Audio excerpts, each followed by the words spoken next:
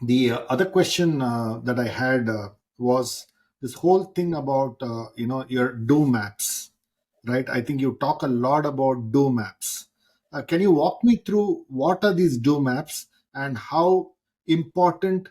I think there's a whole chapter on DoMaps that I saw in the book. So, in a brief explanation of how do you see DoMaps and why is it so important in product development and product management? It's built on the shoulders of two other pieces of work. One is a professor at Harvard has written a series of books called Outcome Based Innovation, where the outcome is the thing that's important, not the profits or whatever. And then a fellow that, uniquely enough, Tony Ulrich at Synergem, wrote a book, Jobs to be Done, which builds on top of this outcome based innovation. And the kind of funny thing is, when I was running the Apple III, he was the manufacturing engineer for the IBM PC Junior, which was the dumbest naming of a product I've ever heard. If you want a PC, why would you buy a junior version of that? And that contributed to being infantile mortality because the product died. And he thought about this subject and he says, well, what job was it that the PC Junior was supposed to solve? And there was no real job. They tried to target uh, the education market with the PC Junior. And back then, IBM was very arrogant. They figured nobody ever gets fired by buying IBM, and therefore, if we, IBM, God, says that we are going to go into the education market with this IBM PC Junior, we will be successful. Well, they weren't. So he thought about it and built his whole company about jobs to be done. Well, in my experience that I talked about earlier, trying to get from Singapore to Bangalore, the job was to get from Singapore to Bangalore. But there was a lot of things I needed to do in between, which I described earlier. Uh, and that is, what is it do I need to do?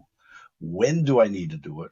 Why do I need to do it? So, what is it do I need to do? I need to get from the hotel to the airport, blah blah blah. When do I need to do it? Tomorrow morning. Why do I need to do it? Because I have to give some speeches and do some training at Cisco in Bangalore. How am I going to do it? That means what are the different modes of travel?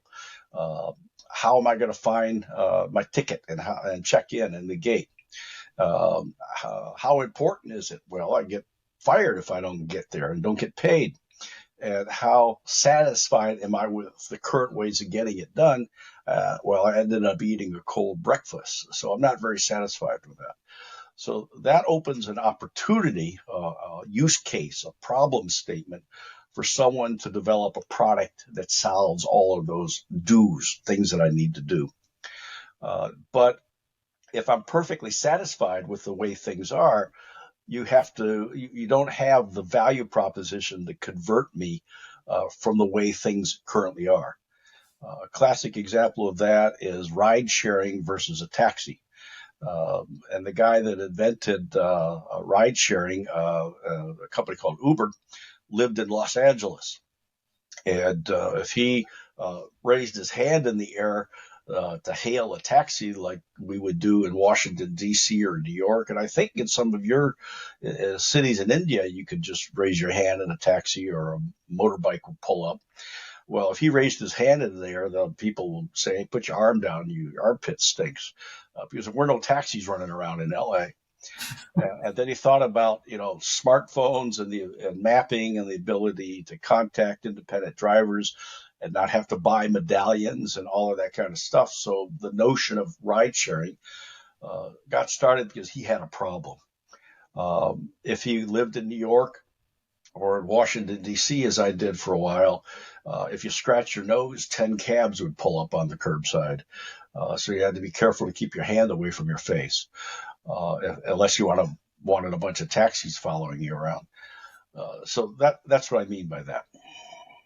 When you're thinking of building a product, the concept of do maps that David talks about is quite an interesting framework. I think the fact that you're thinking about the customer, what is the customer doing, what's the problem that they have, what are the challenges that they face in using the current service or the current product that they have, and therefore what do you need to do and how can you do it better. That is a very beautiful way of looking at a product, building an alternative product with a better value proposition, and therefore you may be able to get a lot of premium for it. And his example of looking at it through the lens, through the eyes of a do map, is to say, to get it done, what needs to be done and how can you do it better.